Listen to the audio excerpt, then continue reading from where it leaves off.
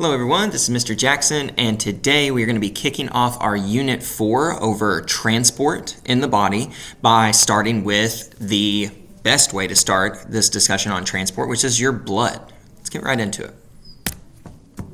So, really quick overview. Whenever we refer to blood, remember we're talking about a fluid connective tissue. It's made out of living blood cells that you can see here, like your red blood cells. Those are your formed elements, and that is floating around in a non-living blood plasma. Okay, so you can think of living or formed elements floating in an aqueous or fluid environment we call plasma. Main function. The function of this unit is all about transport. We move a variety of substances. This allows us to maintain homeostasis by regulating and protecting. Okay, so there's going to be all kinds of different components, and obviously your blood supply is what helps serve all of your organ systems by creating a network of connectivity for delivering nutrients and ions and gas elements and also getting rid of waste products. So it's an extremely important place to start whenever we start considering transport in the body.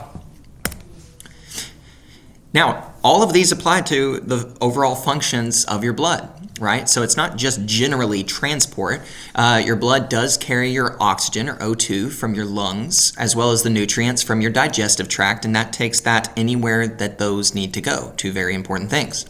Also helps to remove waste products like your CO2, and can also help us to transport hormones. So we're just coming off of the endocrine system that utilizes your bloodstream as a transport. So transporting hormones to their target organs is key. We're also going to help regulate body temperature by either absorbing or redistributing heat. Helps us maintain normal pH by acting as buffers. And it also can help regulate fluid volume. Protection helps prevent blood loss via clotting. We're going to look into what that process looks like in this video.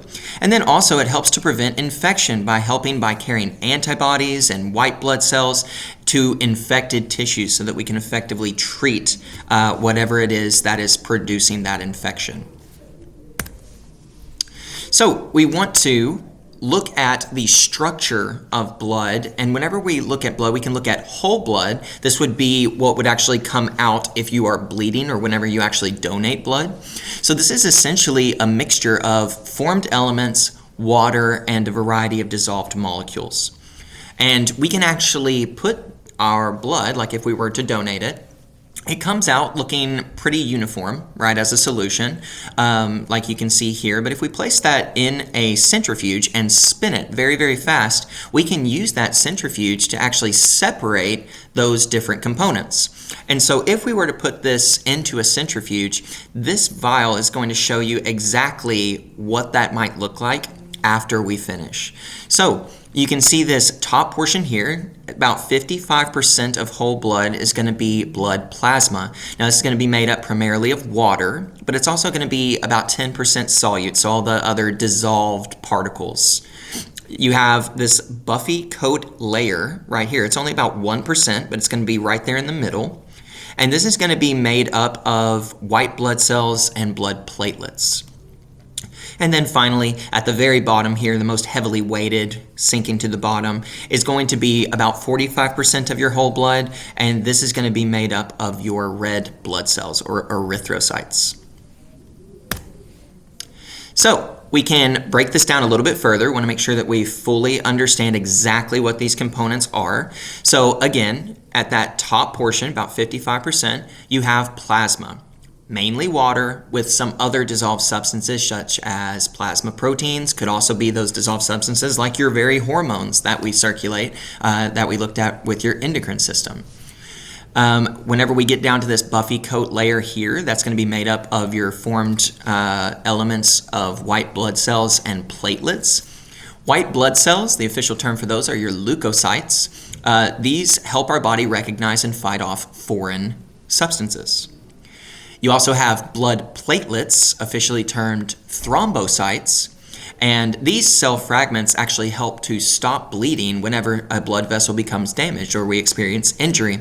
So a thrombosis or a buildup of these platelets, that is named that because we have thrombocytes or blood platelets that actually help to clot at the site of injury. So this is good so that we don't continue to bleed and bleed until we bleed out. And then finally, at the bottom here, we have our red blood cells, bottom of the test tube here. And these are officially called erythrocytes. These are responsible for carrying your oxygen and your carbon dioxide between the lungs and the rest of the body so that we can make sure that we have a ready supply of oxygen and can get rid of the waste product, carbon dioxide, and respiration or breathing is how we accomplish that. Okay? All right, so a little bit more on our key players here, those oxygen and carbon dioxide carrying erythrocytes. Now, we've probably already seen what a red blood cell looks like, right? These are little flattened biconcave discs.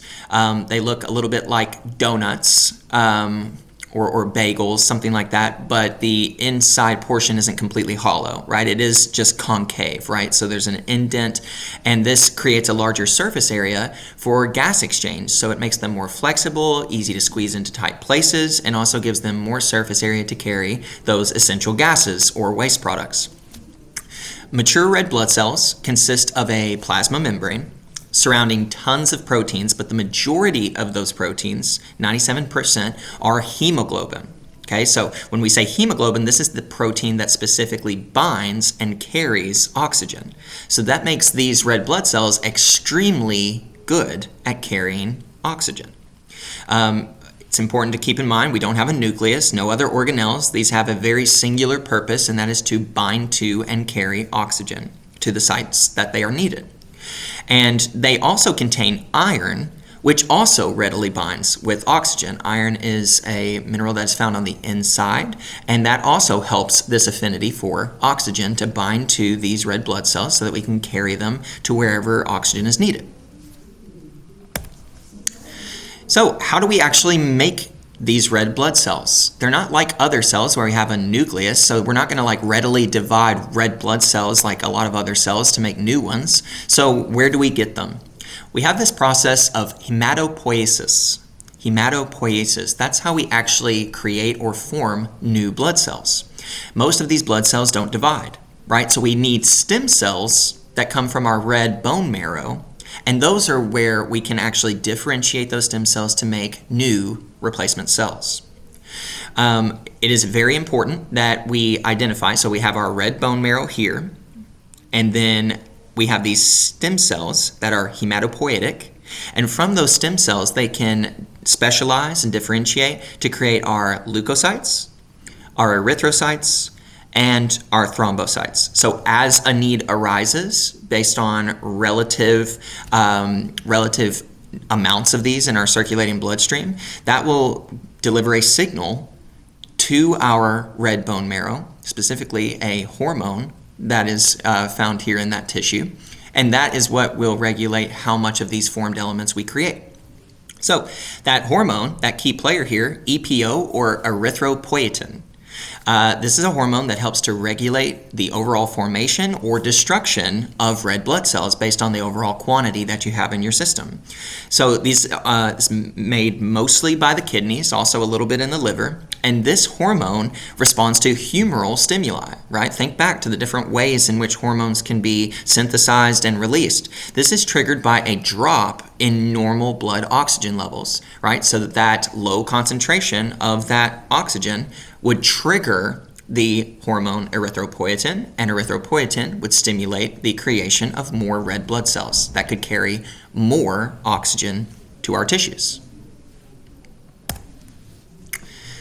All right, and then we want to finish with this concept of blood clotting. Very, very important process, obviously, whenever it comes to injury and healing. So we want to understand how we are actually able to do that. So you just have to have a good understanding of the basic steps of this. We're not going to go into great detail, but just so as long as you understand this is a homeostatic mechanism that helps you to survive. We call blood clotting officially hemostasis. So this is the fast and localized process that the body is going to utilize in order to stop bleeding when it occurs. Okay, 3 major stages to this. First one being vascular spasm. This is where your smooth muscles in a damaged blood vessel will contract. This causes constriction or a tightening of those blood vessels, so it's called vasoconstriction. And this is going to slow down the overall blood flow. So if those blood vessels are more narrow, less blood is going to go to that area. Okay, so that's the first thing, is we're going to have muscle contractions that actually constrict those vessels, less blood going, meaning less blood lost. Then you've got your blood platelets or your thrombocytes. This is where those platelets are going to gather and stick to and adhere to the site of injury, and they will stick to each other, and they'll help basically create an increasingly larger and larger plug. So those platelets go through this process of thrombosis, and then thrombosis basically clogs up that site where we would be losing blood. And then finally, we have coagulation. This is where you have a type of protein called fibrin, and this is going to help form a mesh-like clot. And ultimately, this is going to close the gap and heal that blood vessel moving forward. Okay, and you can see here you've got platelets, activated platelets plus fibrin can go to this site of damage right here where we'd be losing blood, either internally or externally. And then we have these platelets attaching to that site of injury where we are actively losing those blood cells. And hopefully at that point, whenever we take those activated platelets and the fibrin itself, we can clog or clot and prevent any further loss of blood. And then we could work to repair that vessel along its walls. And so for our next portion of this conversation, part B, if you will, we're going to look into the specifics of blood types. I think that this is more than enough for the first part, and so we will pick up with part 2, where we do a deep dive on all the different blood types and how that might apply to something serious like blood transfusions. So we'll see you in the next part.